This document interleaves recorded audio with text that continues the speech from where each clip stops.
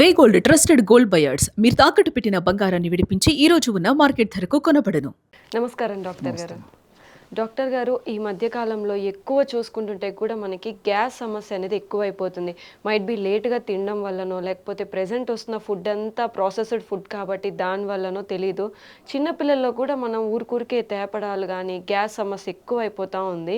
So gas వస్తే వాళ్ళు ఏమనుకుంటున్నారు, ఒక ఈనో తాగితే తగ్గిపోద్దనో, లేకపోతే కూల్ డ్రింక్స్ తాగితే ఆ తేపులు రావడం వల్ల గ్యాస్ పోతుందని అనుకుంటున్నారు. అసలు నిజంగా గ్యాస్ అనేది మన బాడీలో ఎందుకు ఫామ్ అవుతుంది సార్? సమయానికి ఆహారం తీసుకోకపోవడము, స్పైసీ ఫుడ్ విపరీతంగా తీసుకోవడము, టయానికి రెస్ట్ తీసుకోకపోవడము, దీంతోపాటు కాఫీ టీలు ఎక్కువ తీసుకోవడము, మానసిక ఒత్తిడి, సమయానికి నిద్రపోకపోవడము, నంబర్ ఆఫ్ ఫ్యాక్టర్స్ అమ్మా, అనేక రకాల కారణాల చేత ఈ గ్యాస్ట్రిక్ ట్రబుల్ సమస్య కలుగుతుంది. సో ఈ సమస్య వయస్సుతో నిమిత్తం లేకుండా ఇంచుమించు చిన్న పిల్లల నుంచి పెద్దల వరకు కలుగుతుందమ్మా. మీరు గూగుల్ సెర్చ్లో చూసినా ప్రజలు పబ్లిక్ ఎక్కువ శాతం మంది దేనికోసం సెర్చ్ చేస్తున్నారంటే హెల్త్ విషయాలు ఉంటే మనకు గ్యాస్ మీద ఎక్కువ మంది సెర్చ్ చేస్తుంటారు. గ్యాస్కు సంబంధించినటువంటి లక్షణాలు కూడా రకరకాలు ఉంటాయమ్మా. 10 మంది గ్యాస్ పేషెంట్లను, ఈ గ్యాస్ట్రిక్ ట్రబుల్ సమస్య పేషెంట్లను గమనించినట్లయితే 10 మందికి అన్ని లక్షణాలు అందరికి ఉండవు, ఒకే లక్షణాలు అందరికి ఉండవు. అన్ని లక్షణాలు కొంతమందికి మాత్రమే ఉండొచ్చు, కొంతమందికి ఉండకపోవచ్చు. నంబర్ ఆఫ్ లక్షణాలు వివిధ రకాలుగా విభిన్నాలుగా ఉంటూ ఉంటాయమ్మా. కాబట్టి ఇది గ్యాస్ట్రిక్ ట్రబుల్ యొక్క ప్రత్యేకత. ఇంకొకటి అంటే గ్యాస్ట్రిక్ ట్రబుల్ సమస్య గురించి వేలాది సంవత్సరాల క్రితమే మన మహర్షులు వారి ఆయుర్వేద గ్రంథాల్లో చాలా చక్కగా వివరించడం జరిగిందమ్మా. సర్వేషు రోగేషు అజీర్ణం కారణం స్మృతం. అన్ని రకాలైనటువంటి వ్యాధులకి అజీర్ణం, మనం ఏదైతే ఈ రోజుల్లో గ్యాస్ట్రిక్ ట్రబుల్ సమస్య అని చెప్పుకుంటున్నామో దాన్ని వాళ్ళ అజీర్ణం అనేటువంటి పేరుతో చెప్పేసి సర్వేషు రోగేషు అజీర్ణం కారణం సూతం. అన్ని రోగాలకి ఆర్జన్ను, మూలస్తంభము, బేస్ యొక్క గ్యాస్ట్రిక్ ట్రబుల్ అజీర్ణం అని చెప్పడం జరిగిందమ్మా. అందుకే ఈ గ్యాస్ట్రిక్ ట్రబుల్ సమస్యలు పెరిగిపోతున్నాయి కాబట్టి అనేక రకాలైన జబ్బులు, కొత్త జబ్బులు వస్తున్నాయి. ఉన్నటువంటి జబ్బులు ఒక పట్టణంలో లొంగకుండా ఉన్నాయమ్మా. మీరు సమాజంలో గమనిస్తూనే ఉంటారమ్మా. ఏ జబ్బు కూడా ఒక పట్టణం లొంగడంలే, తగ్గడం లేదమ్మా. అదేవిధంగా కొత్త జబ్బులు, అంత చిక్కని జబ్బులు వస్తున్నాయి. కాబట్టి ఎప్పుడైతే బేస్ మనం దృష్టి ఉంచుకొని ఆర్జన్, ఆ యొక్క వ్యాధికి ఆర్జన్ దృష్టి ఉంచుకొని ఆర్జన్కు సంబంధించినటువంటి సమస్యలు మనం తొలగించినట్లయితే కొత్త జబ్బులు రాకుండా ఉంటాయి. వచ్చినటువంటి జబ్బులు ప్రమాదకరంగా పరిణమించకుండా ఉండేందుకు కూడా అవకాశం ఏర్పడుతుందమ్మా. అవును. అంటే ఇప్పుడు గ్యాస్ అనేది అంటే నార్మల్గా సార్ హార్ట్ ప్రాబ్లం ఉన్న వాళ్ళకి ఒకవేళ స్టంట్ వేసినా కానీ వాళ్ళకి ఇచ్చే మందుల వల్ల, అంటే ఏదైతే బ్లడ్ పల్చన చేద్దామని అనుకుంటున్నారో దానికి ఇచ్చే మందుల వల్ల కూడా గ్యాస్ అనేది ఫామ్ అవుతూ ఉంటుంది. సో అలాంటి వాళ్ళు, లేదా నార్మల్గా డైలీ లైఫ్ స్టైల్లో ఉన్న వాళ్ళకి గ్యాస్ సమస్య మరీ ఎక్కువగా ఉంటే, అంటే ఇప్పుడు మందులు కొంతమంది తీసుకోవడానికి అంత ఇష్టపడరు సార్. ఆ ప్రాబ్లం అనేది అలానే పెట్టుకొని తగ్గిపోతుందిలే అని అనుకుంటూ ఉంటారు. సో అలాంటి వాళ్ళ కోసము మీ యొక్క అనుభవంలో ఏదైనా చిట్కా చెప్తారా సార్? ఈ యొక్క స్టంట్కు సంబంధించింది కానీ, లేకపోతే గుండెకు సంబంధించిన జబ్బులు, కొలెస్ట్రాల్ సంబంధించిన సమస్యలు ఉన్నటువంటి వాళ్ళ సంఖ్య పెరిగిపోతుంది. కాబట్టి తప్పని పరిస్థితుల్లో కూడా వైద్యులు మరి రక్తం పలచబడేటువంటి మందులు వాడవలసినటువంటి, ప్రిస్క్రిప్షన్ ఇవ్వాల్సిన పరిస్థితి ఏర్పడింది. తప్పని పరిస్థితుల్లో వాడాల్సినటువంటి పరిస్థితి ఏర్పడింది. వీటికి తోడు చీటికి మాటికి వీళ్ళు కూడా, పేషెంట్ కూడా ఏం చేస్తారంటే కొంతమంది విచ్చలవిడిగా, విచక్షణ రహితంగా, వైద్యుల సలహా లేకుండా కూడా ఆ పెయిన్ కిల్లర్స్ వాడుతుంటారు, యాంటీబయాటిక్స్ వాడుతుంటారు. అదేవిధంగా కొన్ని రకాలైనటువంటి బలానికి సంబంధించినటువంటి ట్యాబ్లెట్స్ వాడుతుంటారు, ఇతర కొన్ని రకాలైనటువంటి మందులు వాడుతుంటారమ్మా. సో దీనివల్ల కూడా ఈ గ్యాస్ట్రిక్ సమస్యలు కలుగుతుంటాయి అన్నమాట. సో ముఖ్యంగా ఈ గుండె జబ్బు గల వాళ్ళకు ఈ గ్యాస్ట్రిక్ సమస్యలు వచ్చేదానికి అవకాశం అయితే ఉందమ్మా. ఎందుకంటే సర్వసాధారణంగా యాస్పిరిన్ వాడుతుంటారు. ఈ యాస్పిరిన్ వాడినప్పుడు మరి తక్కువ డోసులో వాడినప్పటికీ కొంతమంది శరీర తత్వాన్ని అనుసరించి కూడా గ్యాస్ట్రిక్ ఇరిటేషన్ వచ్చేస్తుంది. దానివల్ల కడుపులో మంట, తేన్పులు రావడము, వికారంగా ఉండడము, వాంతికి వచ్చినట్టు ఉండడము, ఆకలి కాకపోవడము, మోషన్ ప్రాబ్లం ఉండడము, వాటినా తెలుసమ్మా. ఒక్కొక్కసారి ప్రేవుల్లో ఆ సున్నితమైన మ్యూకస్ పొర బాగా ఎర్రగా అయిపోయి కందిపోయేసేసి లోపల పుండు, అల్సర్స్ తయారు కావడము, ఇలాంటివన్నీ కూడా జరుగుతుంటాయమ్మా. కాబట్టి అంటే మనం ప్రాథమిక దశలో మనం నిర్లక్ష్యం చేయడం వల్ల, దాన్ని అశ్రద్ధ చేయడం వల్ల అనేక రకాలైనటువంటి పరిణామాలు కూడా వచ్చేటువంటి పరిస్థితి ఏర్పడుతుందమ్మా. సో మరి గ్యాస్ట్రిక్ ట్రబుల్ సమస్యలకు చెక్ పెట్టేందుకు మంచి రెమెడీ చెప్తాను చూడమ్మా. చాలా చక్కగా పనిచేస్తుంది, అందరూ వాడుకోవచ్చు. వయస్సుతో నిమిత్తం లేదు, స్త్రీ పురుష తారతమ్యం లేదు. అన్నీ మనకి ఇంట్లో దొరికేటువంటి పదార్థాలతోనే చాలా చక్కగా తయారు చేసుకోవచ్చు. చక్కటి ఫలితాన్ని కూడా త్వరగా, శీఘ్రంగా, వెంటనే పొందవచ్చమ్మా. సో ఈ గ్యాస్ట్రిక్ ట్రబుల్ సమస్యకు సంబంధించినటువంటి ఔషధం ఎలా తయారు చేసుకోవాలంటే, దీనికి కావాల్సినటువంటి పదార్థాలు 4. ధనియాలను కాస్త వేయించేసేసి చూర్ణంలాగా తయారు చేసుకొని ఒక 100 గ్రాములు తీసుకోవాలండి. అదేవిధంగా జీలకర్రని వేయించేసేసి చూర్ణంలాగా తయారు చేసుకొని ఆ జీలకర్ర చూర్ణాన్ని ఒక 50 గ్రాములు తీసుకోవాలి.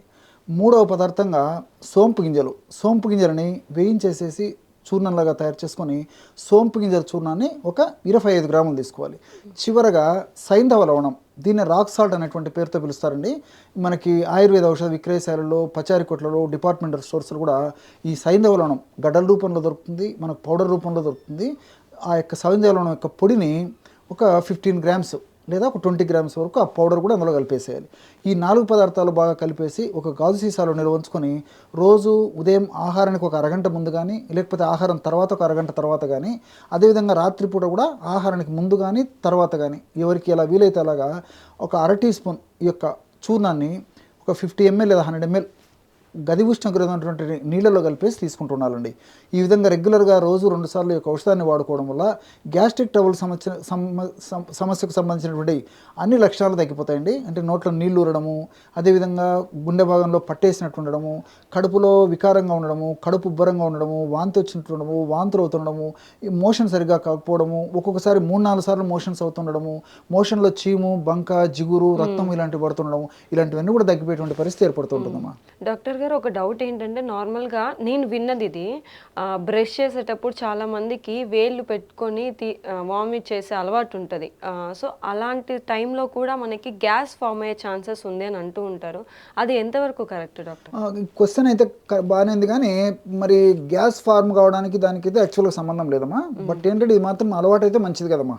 ఓకే. చాలా మంది ఏం చేస్తారంటే ఉదయం పూట మొహం కడిగేటప్పుడు మరి తెలిసి తెలియకను అవగాహన లోపంతోనూ మరి ఎవరన్నా చేస్తుంటే వీళ్ళు నేర్చుకొని అది ఫాలో అవ్వడం జరుగుతుంటుంది. అప్పుడు మరి 2 ఏళ్ళు 3 ఏళ్ళు బాగా నాలుక లోపల కింది వైపు నుంచి గట్టిగా చేసేస్తుంటామా. దానివల్ల ఆ ఇరిటేషన్ వల్ల లోపలి భాగంలో సున్నితమైనటువంటి ఈ యొక్క పొర ఏదైతే పైప్ ఏదైతే ఉందో ఈసోఫేగస్, ఆ ఈసోఫేగస్లో ఉన్నటువంటి రక్తనాళాలు చిట్టిపోయేటువంటి అవకాశం ఉంటుంటుంది. అదేవిధంగా ఆ పొర కూడా దెబ్బతినేటువంటి అవకాశం ఉంటుంది. అదేవిధంగా ఒక్కొక్కసారి ఆ భాగం నుంచి రక్తం పడేదానికి కూడా అవకాశం ఉంటుంటుంది. కాబట్టి ఆ ఈసోఫేగస్ అనేటువంటి ఆ కండ నిర్మితమైనటువంటి ఆ పైప్ ఏదైతే ఉందో అది చాలా త్వరగా డ్యామేజ్ అనేది కూడా అవకాశం ఉందమ్మా. కాబట్టి బలవంతంగా ఆ విధంగా ప్రయత్నం చేయడం మంచిది కదమ్మా. కాబట్టి మొహం కడిగేటప్పుడు నాలుకను క్లీన్ చేసుకోవడం వరకు మంచి పద్ధతే, కానీ ఆ 2 లేదా 3 వేళ్ళు లోపల పెట్టేసేసి బలవంతంగా శబ్దం చేస్తూ దాన్ని బయటికి తీయడం మంచిది కదమ్మా. ఓకే డాక్టర్ గారు, అంటే మీరు చెప్పారు ఔషధం ఎలా ప్రిపేర్ చేసుకోవాలని చెప్పేసి. సో చాలామంది అన్నం తిన్న తర్వాత కొంచెం చిటికెడు సోంపు తినడం కానీ, లేదా అవి దొరుకుతాయి కదా మనకి నార్మల్గా మార్కెట్లో సోంపు లాంటివి ఫుడ్ తర్వాత తినేది. సో అవి తినడం వల్ల ఎంతవరకు మనకు ఉపయోగపడుతుంది డాక్టర్ గారు? సో మన ఆచార వ్యవహారంలో భాగంగా, అతిథి సత్కారంలో భాగంగా ప్రాచీన కాలం నుంచి కూడా ఈ రోజు వరకు కూడా మన ఇళ్లలో కానీ, లేకపోతే మనం ఏదన్నా హోటల్స్, పెద్ద పెద్ద హోటల్స్ పోయినప్పుడు కానీ, స్టార్ హోటల్స్లో కూడా ఆతిథ్యంలో భాగంగా సోంపు గింజలను అక్కడ పెట్టింటారు. కౌంటర్ దగ్గర కానీ లేకపోతే టేబుల్స్ దగ్గర పెట్టింటారు. సో ఇది చాలా మంచి పద్ధతి అమ్మా. సో సోంపు గింజల్లో మనకు దొరికేటువంటి వాటిల్లో అన్ని వాటికంటే కూడా, అంటే ఈ సోంపు, జీలకర్ర, ధనియాలు, వీటన్నిటిలో వాము, వీటన్నిటితో పోల్చుకుంటే సోంపు గింజల్లో ఫైబర్ చాలా విపరీతంగా ఉంటుందమ్మా. సో ఫైబర్ ఎక్కువ ఉన్న పదార్థాలు మనము తగినంత మనం తీసుకోగలిగితే అనేక రకాలైనటువంటి గ్యాస్ట్రిక్ ట్రబుల్ సమస్యలు రాకుండా ఉంటాయి, వచ్చినటువంటి సమస్యలు త్వరగా తగ్గిపోతాయి. ఇంకొకటి ఏంటంటే పరిశోధనలో కూడా ఈ విషయం నిరూపితమైందమ్మా. ప్రపంచవ్యాప్తంగా ఈ మధ్య కాలంలో గట్ బ్యాక్టీరియా మీద విపరీతమైనటువంటి ఆ ఫోకస్ పెరిగిపోయిందమ్మా. సో గట్ బ్యాక్టీరియా ఆరోగ్యవంతంగా ఉండి గట్ బ్యాక్టీరియా విపరీతంగా పెరిగిపోతే మంచి బ్యాక్టీరియా, అప్పుడు మన ఆరోగ్యం కూడా మనకు బాగుంటుందని చెప్పేసి, అదేవిధంగా ఈ గ్యాస్ట్రిక్ ట్రబుల్ సమస్యలు రాకుండా ఉంటాయని కూడా మరి పరిశోధనలో కూడా నిరూపితమైందమ్మా. కాబట్టి మరి ఫైబర్ ఉన్నటువంటి ఇలాంటి సోంపు గింజలను మనం రెగ్యులర్గా తీసుకోవడం కానీ, తరచుగా తీసుకోవడం వల్ల మరి ఆ ఫైబరు బ్యాక్టీరియాకు ఆహారంగా ఉపయోగపడుతుందమ్మా.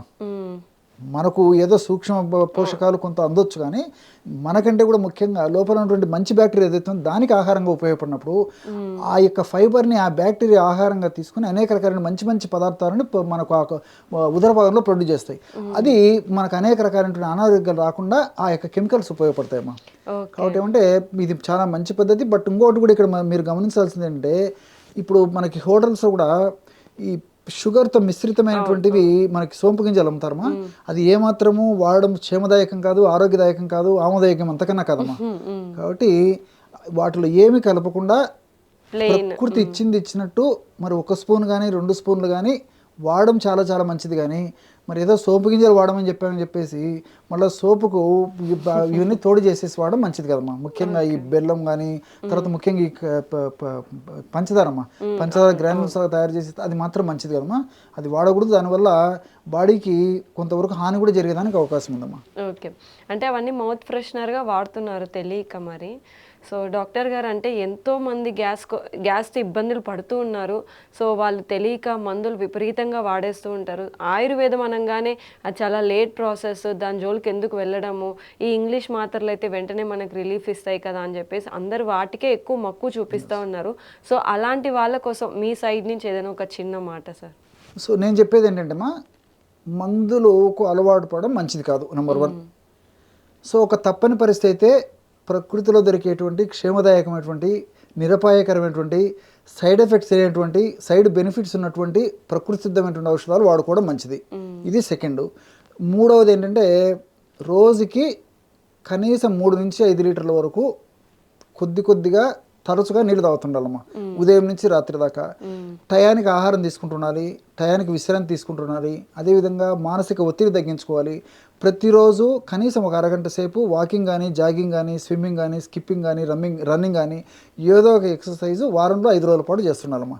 ఇలాంటి నియమాలు పాటిస్తే ఒక గ్యాస్ట్రిక్ ట్రబుల్ సమస్య కాకుండా అనేక సమస్యలు రాకుండా మనం కంట్రోల్ చేసుకోవచ్చు. ఓకే సార్, చాలా చక్కగా చెప్పారు. అని అంటే చాలా మందికి తెలియదు మన ఇంట్లో ఉన్న వస్తువులతోనే మనం గ్యాస్ తగ్గించుకోవచ్చు అని చెప్పేసి. సో బయట దొరికే వాటి మీద ఎక్కువ మక్కువ చూపించేసి ఇంకా వాళ్ళ హెల్త్ అనేది ఇంకా ఎక్కువ డ్యామేజ్ చేసుకుంటున్నారు తెలియకుండాను. సో చాలా చక్కగా చెప్పారు sir. Thank you so much. Okay. Yeah, అలాగే చూస్తున్నారు కదా, ఈ వీడియో చూస్తున్నారు తప్పితే ఎవ్వరు కూడా సబ్స్క్రైబ్ చేసుకోవటం లేదు. అలాగే మీకున్న సమస్యల్ని కింద కామెంట్ రూపంలో తెలిపారనుకోండి, మళ్ళీ డాక్టర్ గారితో మాట్లాడి వాటికి సంబంధించిన చిట్కాలని డాక్టర్ గారిని అడిగి తెలుసుకుందాం.